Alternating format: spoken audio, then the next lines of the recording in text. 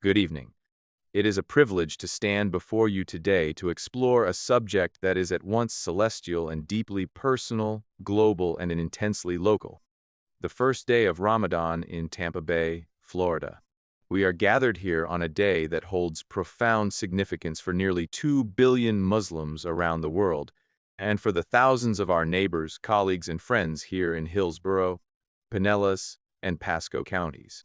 Today, we bear witness to the convergence of a lunar event and a human one, the sighting of a new crescent moon, and the beginning of a month-long journey of faith, reflection, and community. As we sit here in the Sunshine City, under the Florida sky, a significant spiritual shift is taking place in homes, mosques, and communities across our bay. The date is February 18th, 2026. Just last evening, on February 17th, Muslims across North America, including here in Tampa, turned their eyes to the western horizon after sunset. They were looking for the hilal, the delicate silvery crescent moon that marks the beginning of a new month in the Islamic lunar calendar. This timeless act, a forgotten sunnah, prophetic tradition, being revived in communities across the nation, is the very first step of Ramadan. Tonight, we will journey through that first day. We will explore the astronomical mechanics that determined its arrival, the pre-dawn quiet of the Sahur meal, the spiritual discipline of a daylight fast under the Tampa sun, the precise rhythm of daily prayers, and the joyful sunset gatherings of iftar.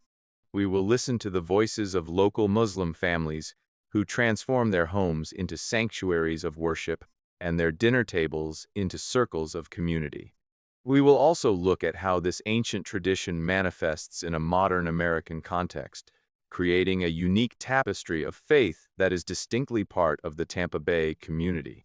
This is a story of cutting through the noise, grounding oneself in faith, and finding a direct line to the divine, all while living in a world full of distraction. To understand the first day, we must begin with the night before.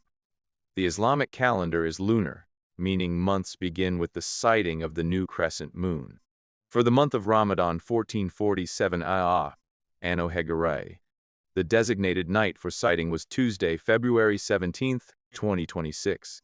This is not a matter of guesswork but of careful observation and calculation. Organizations like the Central Hilal Committee, CHC, coordinate these efforts across North America, providing detailed astronomical data to guide the search. On that Tuesday, as the sun dipped below the horizon, the conditions for sighting the moon in Tampa were specific and critical. According to the CHC's pre-calculated data, the sunset in Tampa was at 6:22 p.m. The moon was calculated to set just 23 minutes later, at 6:45 p.m. This 23-minute lag time is crucial. The moon must set after the sun for there to be any possibility of sighting the thin crescent.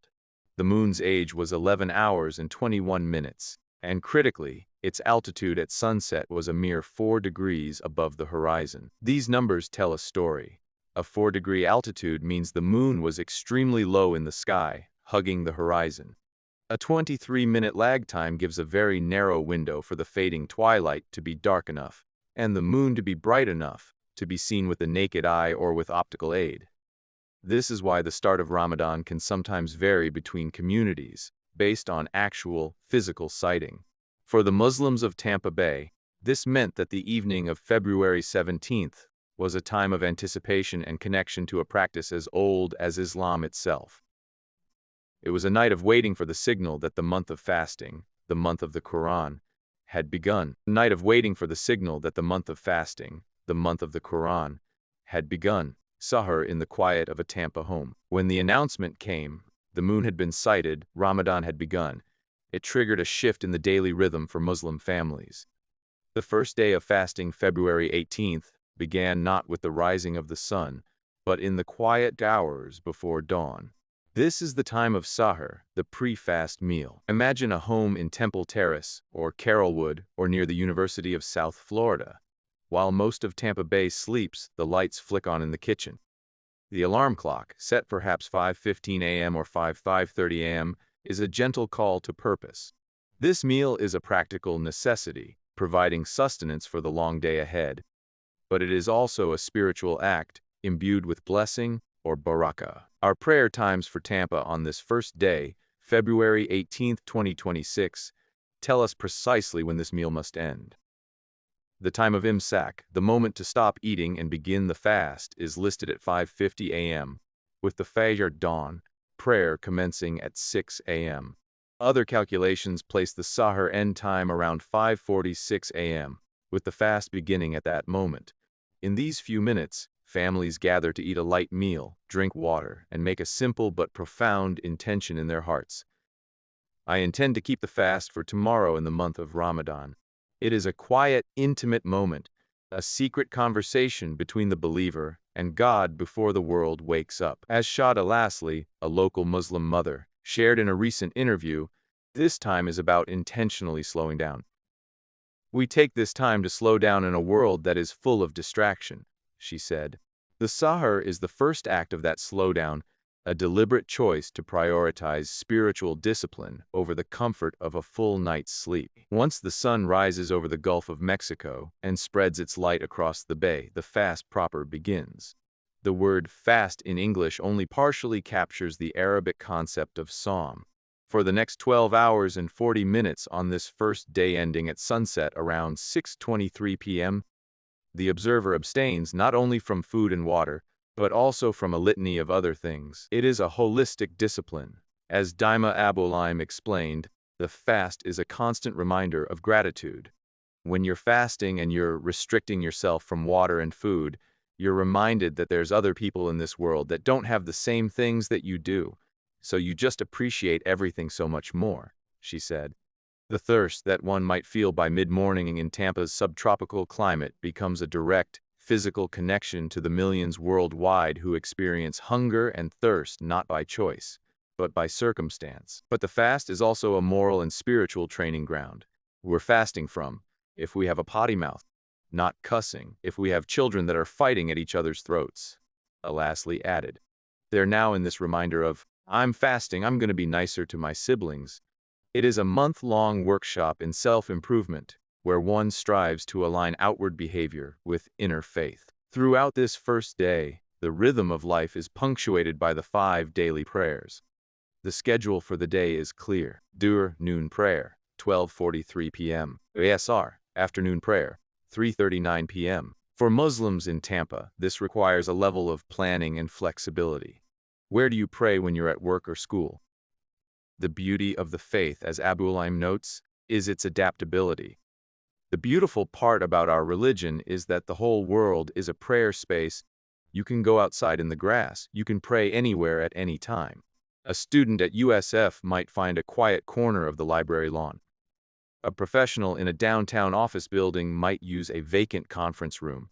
The call to prayer is internal, a reminder to disconnect from the day's transactions and reconnect with the divine. As the sun begins its descent toward the horizon, painting the Tampa sky in hues of orange and pink, a tangible sense of anticipation builds. The day of reflection and restraint culminates in the iftar, the breaking of the fast.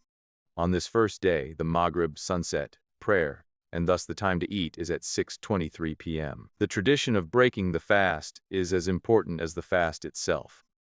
The Prophet Muhammad is reported to have broken his fast with fresh dates and water, a practice followed by Muslims worldwide. It is both a physical and spiritual sunnah. You've been fasting for 12+ hours, no water, no food. The last thing you want is to inundate your system with junk, Lastly explained. When the call to prayer goes off, we drink water, we have a date, we go and we pray. So now your system has slowly gotten introduced to something small. In many Tampa Bay homes, the iftar table is a feast.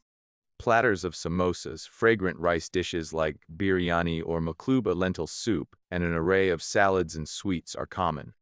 But beyond the food, iftar is the heartbeat of Ramadan's social spirit. It is a time for family to gather, for friends to connect, and for communities to bond. As Abulaim beautifully put it, I think the beautiful part of when you break your fast together in community, you're reminded that we need to rely on each other, we need to take care of one another, and we need to be there for one another. This communal spirit extends beyond private homes. Mosques across the bay, from the Islamic Society of Tampa Bay Area to the Islamic Community of Tampa, ITT, host large communal iftars. These events are open to all, embodying the inclusive spirit of the month. The Tampa Bay Area Muslim Association, TBAMA, has a history of hosting interfaith iftar dinners at significant venues like the historic Coliseum in St. Petersburg, bringing together people of all faiths to break bread and build bridges of understanding. I recall remarks from former St. Petersburg Mayor Rick Krisman at one such event. He spoke of the universal need for fellowship, conversation, and learning. Knowledge is power, he said, and that ignorance breeds fear and prejudice. The first day's iftar is not just a meal. It is a powerful statement of presence and peace, an invitation to the wider community to share in the blessings of the month.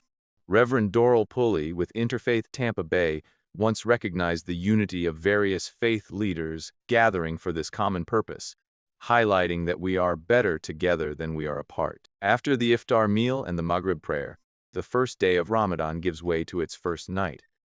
And for many Muslims, the night is when the spiritual month truly comes alive.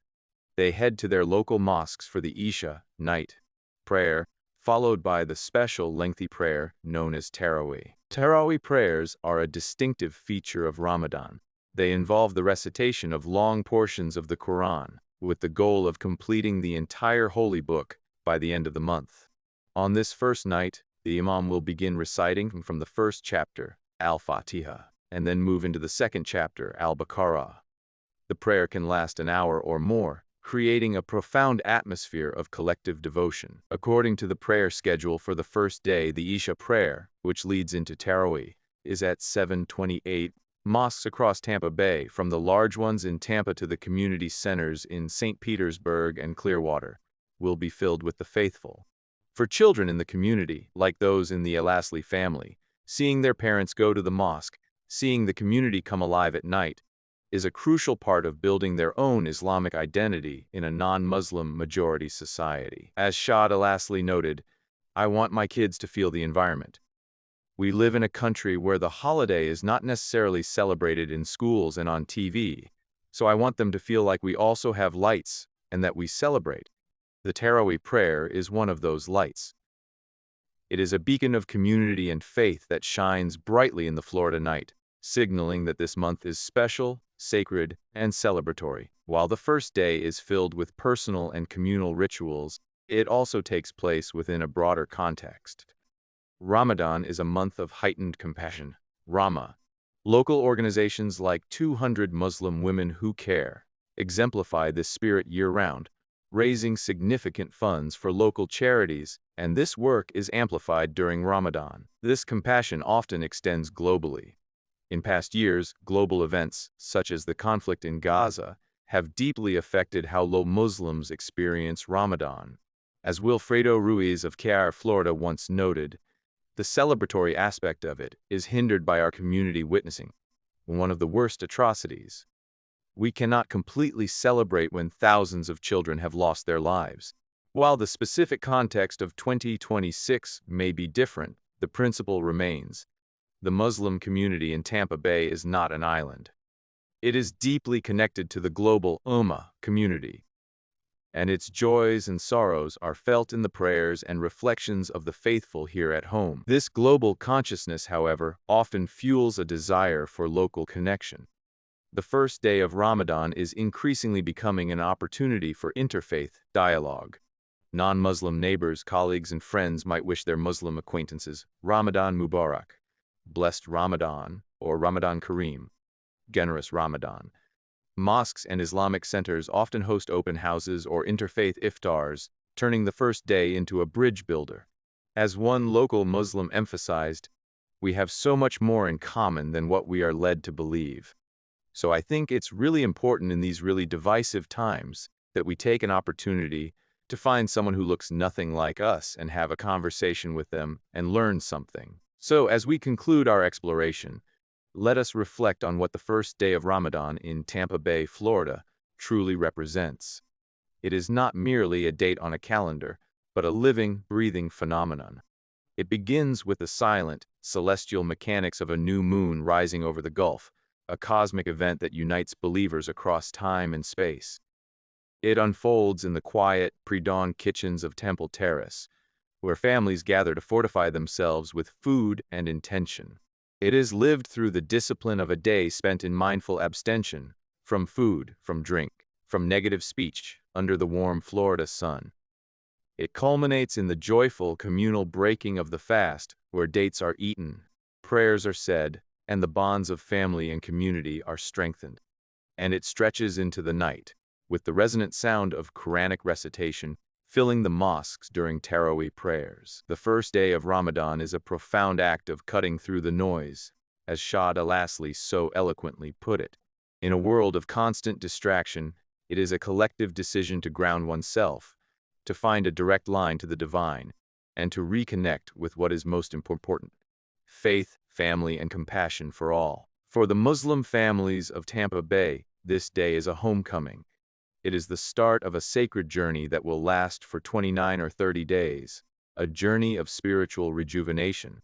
For the wider Tampa Bay community, it is a reminder of the beautiful diversity that enriches our cities and neighborhoods.